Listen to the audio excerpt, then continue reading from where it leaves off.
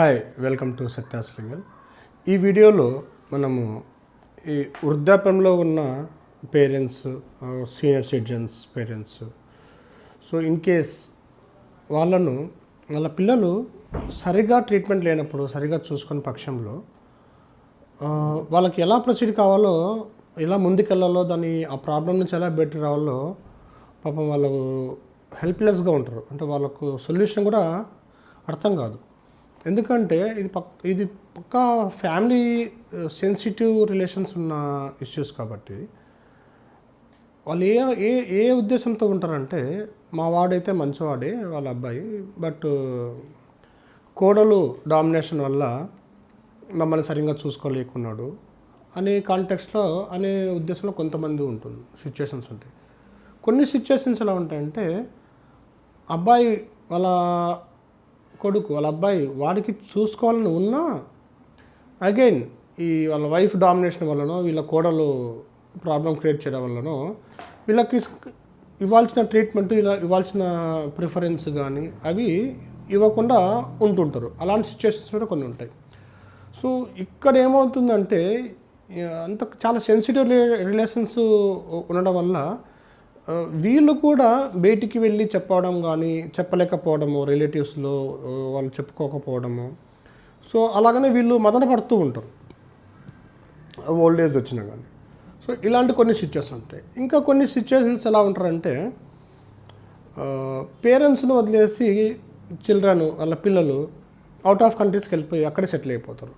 ఇక్కడ వీళ్ళ బాగోగులు అనేది పట్టించుకునే సిచ్యువేషన్ అయితే ఏమీ ఉండదు. సో వీళ్ళకి ఏం చేయాలో అర్థం కాదు.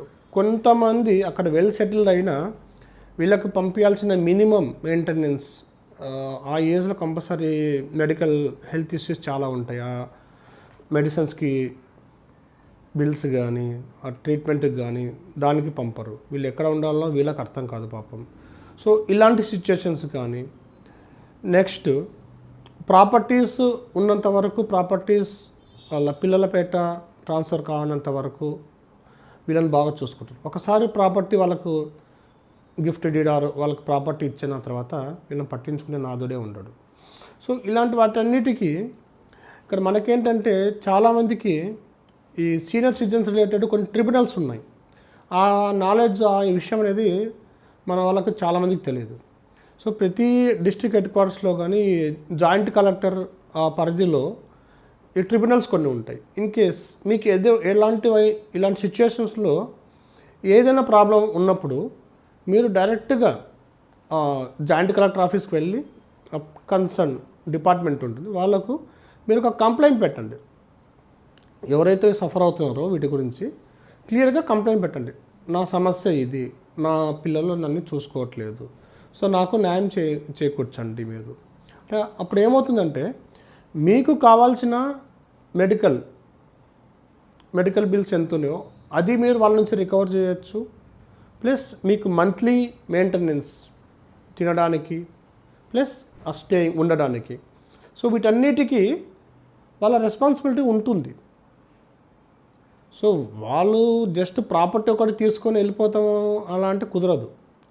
సో మీ బాధ్యత అనేది కంపల్సరీ వాళ్ళు చూసుకోవాలి.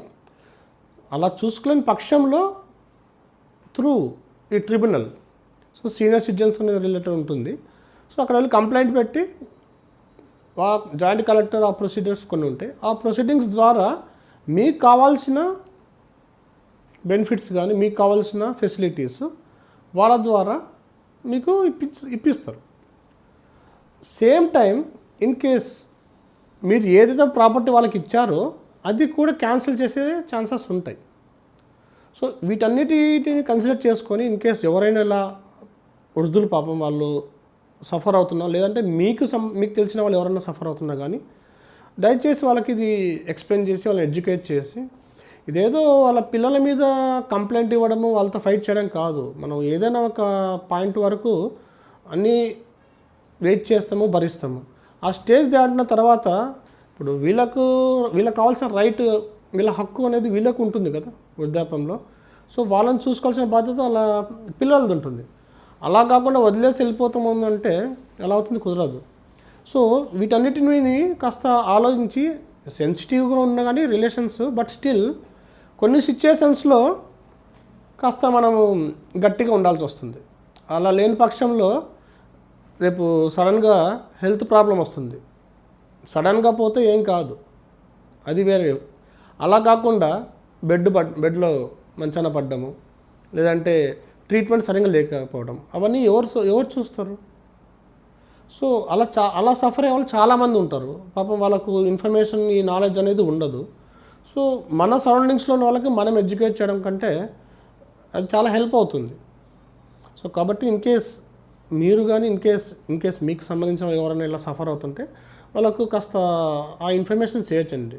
ప్రతి డిస్ట్రిక్ట్ హెడ్ క్వార్టర్స్లో జాయింట్ కలెక్టర్ ఆఫీస్కి వెళ్తే అక్కడ సీనియర్ సిటిజన్కి సంబంధించి ఉంటుంది. అది చాలా స్ట్రాంగ్. అది సీనియర్ సిటిజన్స్ యాక్ట్ అనేది చాలా స్ట్రాంగ్ యాక్ట్ అది. సో ఇమీడియట్గా మీకు రిలీఫ్ అయితే ఉంటుంది. So especially most of the time అంటే ఒక 70% ఎలా ఉంటారంటే వాళ్ళ అబ్బాయి ఓకే, తనకు కావాల్సిన ఫెసిలిటీ ఇవ్వడానికి రెడీగా ఉంటాడు, కానీ ఈ కోడల వల్ల చాలా మటుకు ప్రాబ్లమ్స్ ఫేస్ అవుతుంటాయి. సో వీళ్ళని సరిగ్గా చూసుకోరు. సో ఇలా ఎవరైతే ఫీల్ అవుతున్నారో, సఫర్ అవుతున్నారో బయటకు చెప్పలేక డైరెక్ట్గా వెళ్ళి సీనియర్ సిటిజన్స్ యాక్ట్ కింద మీరు కంప్లైంట్ పెట్టినా కానీ వాళ్ళ మీద ఇమీడియట్ యాక్షన్ ఉంటుంది. Thank you for watching.